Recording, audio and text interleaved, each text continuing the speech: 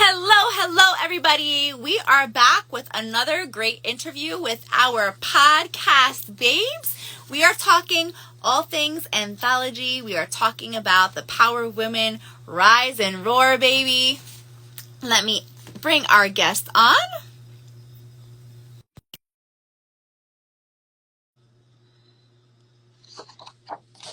Here she is. Let's get her live and get going. She is one of the beautiful authors in our book. Hello, Amy. Hi. How are you, my love? I'm so glad to see you. It's been awesome to see these interviews. I cannot even wait to read this book myself. I know. I am so excited. I myself have not read all the chapters yet, but I am going to do that before it officially gets published. And I cannot wait because the chapters that I have read have been so moving, have been so touching. So I'm just so excited about that. I loved what Alana was saying about the blinders. I feel like I've done a lot of my life with these blinders, and this reveal is so powerful. I could not agree with you more. I'm loving the insights from behind the scenes of writing this book and writing your chapter.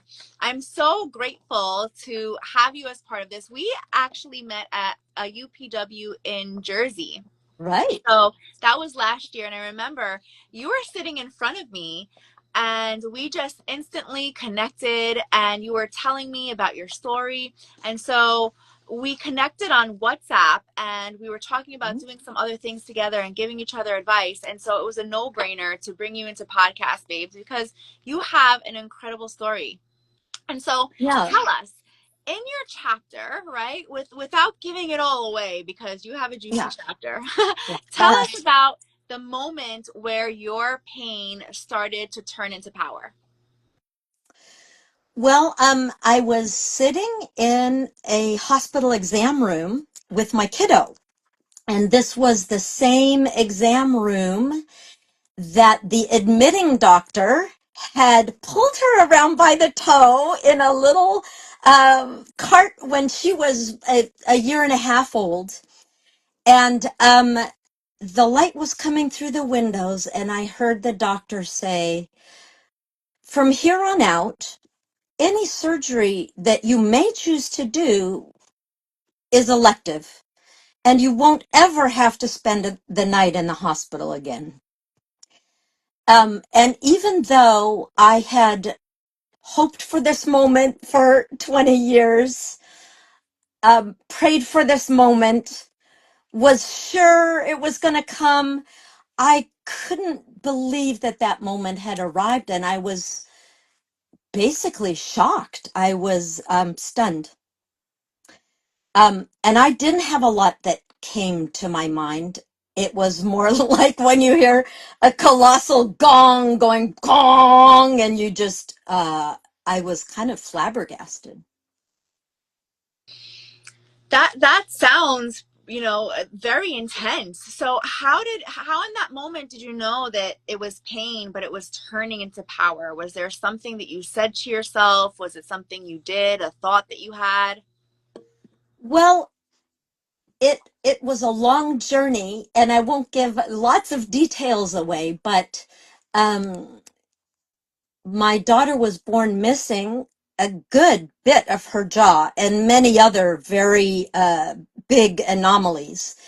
And so the pain was kind of a combination of terror and grit and determination for a long, long, long, long, long time. 20 years. In fact, they had to make a special allowance that she's still seen at the children's hospital because she's so unusual that she couldn't be seen somewhere else. So, it was the release of tension in a way I barely could imagine the size of. Like, I kind of felt, what could the outcome possibly be now? Because speaking of blinders, I had had such a degree of focus and intensity for a very long time that I barely had an idea of what might happen next. Yeah, I mean, that I think what I'm hearing is like a mother's determination, right? Like Yeah. really you almost had to start stepping into your power, right?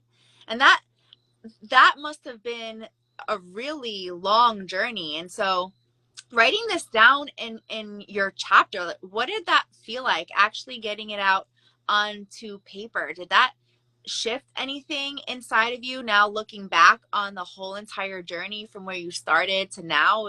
Were there any realizations or emotions or key shifts that happened in writing your chapter? Yeah, you said earlier when you were being interviewed that you moved yourself to tears, and that happened a lot for me. I had been exerting a tremendous amount of power for a long time, a couple of decades, but there was a part of me that didn't see me at all. I just had work to do. I was gonna do it, and I didn't even talk to people a lot about what was going on because it was so intense. I didn't have the bandwidth, but I also, people would tell me at different moments, "Wow, you've got it going on," and I'd be like, "What?" So I think I really couldn't, there was a part of me that couldn't see me. So writing actually, it's the first time that I have told some of the personal journey of what I was up to. And it was tremendously painful at times, and I was ready to. And it's a lot like Alana was saying, you have a room, you go buy it. And for whatever time that is self-preservation, that's a good thing that you go buy that room, because you can't afford to be undone when you can't afford to be undone. So writing was really a shift for me to be able to actually see myself, see what I had done. And I had always wanted to, um, I wished I had been able to connect earlier when I was younger.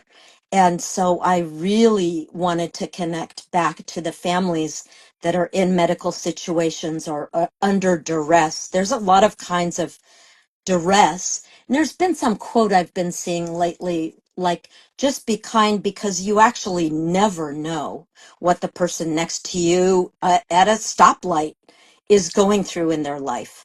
So it just gave me that much more desire to reach my hand back and help people and be able to use some of the very specific skills that I developed navigating the medical system to help others, because you basically can't be prepared for most of it, you know. So true. You can't plan for every possible contingency, and sometimes things hit you and you don't know how to get through them. And I love that you have gotten to the other side and now you want to give that helping hand to others. And I really feel Yeah. like that's what this book is about as a whole, right? All the different types of stories that we've been through. I find that exactly what you were saying about the person at the stoplight. I find that sometimes we can tend to think that we've gone through the most difficult thing, or Right. we're the only one, or we have it the worst, or nobody knows what I've been through. But meanwhile, sometimes those hurts are actually so universal. I actually was at a conference recently with Lisa Nichols, and Oh, she I does love this. her. She's so good. She Hmm. had this exercise at the end where we got to speak our truths, like something that we wanted to hear, right, from our past. And, we're whispering in people's ear with their eyes closed. Oh, wow. And seeing people being moved to tears and being moved to emotion with what I needed to hear, that Oh, that just showed me that it was the universe showing me that this book is the right path, because that's somebody needs to hear that they can get to the other side. Somebody needs to hear, I've been through this too, and you're going to be okay. Somebody needs Right. to hear that they're going to be okay at the end of this, and here's the lifeline.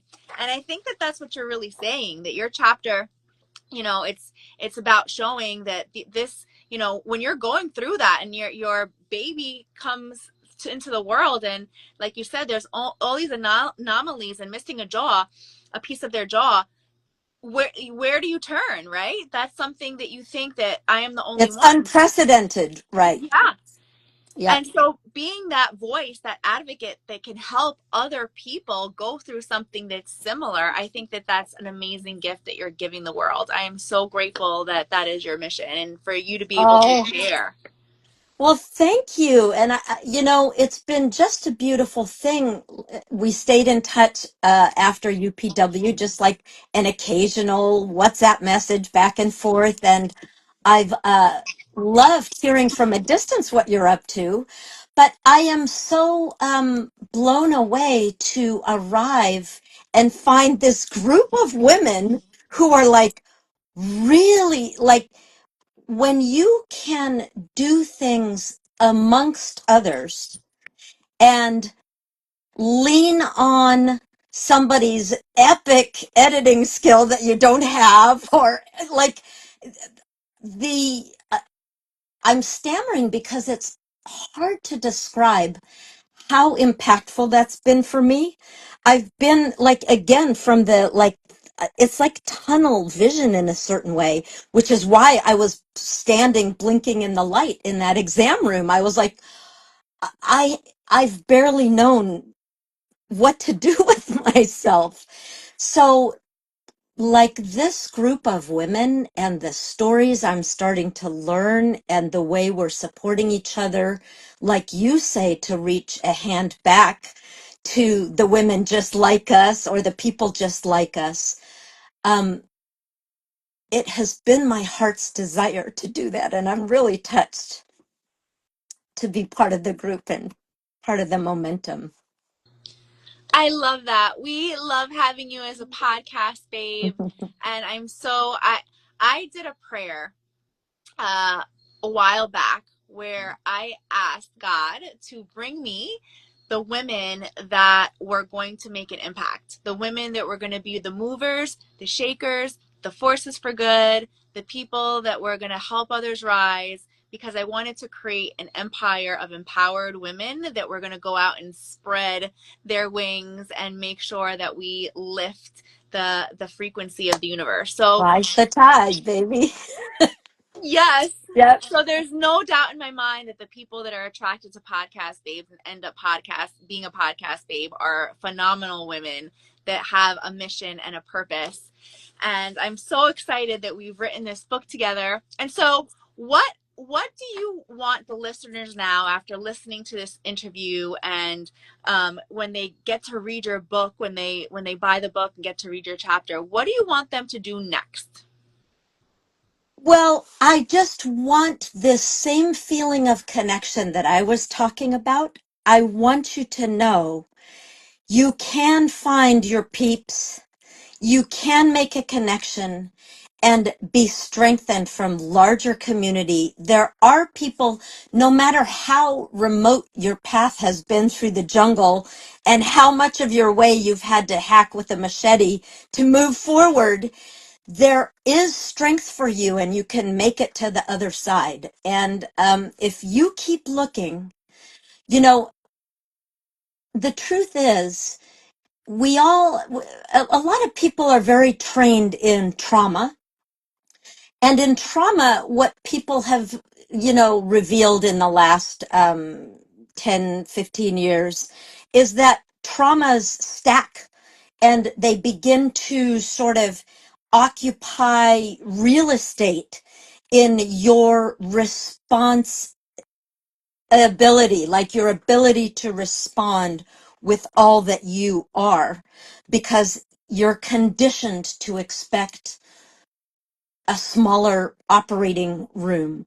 But what I know is that glimmers stack also. There, you can stack like little breadcrumbs in the forest and find your way out. If you can remember the sweetnesses, remember the person at the traffic light who saw you crying and just did this, you know, if you can hear people's podcasts or just reach out to somebody, the glimmers make a way forward. They grow and they can dwarf the other. So that's what I really want to spread the light of moving forward. I could not agree more. One of my favorite mentors, Dean Graciosi, says, "What is wrong is always available, but so is And what's so is always what's right." right. Yeah, so is what's right. So I love that. That is such a beautiful way to leave this interview. Everybody, I want you to come and follow Amy. She is going to be tagged in this interview in our feed. Go follow her and her work and her Instagram. Read her chapter, and please come on October 18th to dive deeper into her chapter and dive deeper into her beautiful wisdom. I am so excited about this, Amy. Thank you, thank you, thank you for Yeah, this I beautiful interview. thank you. You did so well, and I'm so proud to have you. That's my first live, so I was kind of sweating for about half the day. It Yeah. wasn't so bad, was it? No, it was great. I knew it would be. I just had to tell myself 47 times that that was the case. Yes. Yeah, Yeah, stacking those glimmers, those positive right? affirmations, right? 47 was the magic number. Thank you so much, Amy. Yeah. And so click the link in our bio to register for our Rise and Roar on October 18th. Come see Amy and stay tuned because every single Monday at 8 o'clock, we will be interviewing different podcast babes from our anthology, getting behind the scenes and really starting to hear about their stories so that you will turn your pain into power as well, baby. All right. Do you Thank you, want to hear Amy. a kindergarten teacher celebration? We could do it together. Yes. Okay, it's fireworks. Ready?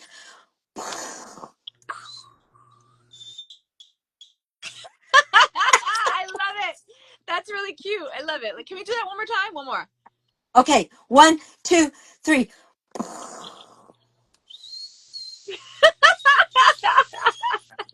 That's really cute. I love it.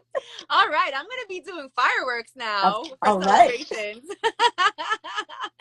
Thank you, Amy. Have a Okay. great night. I'll see you See soon. you. Bye.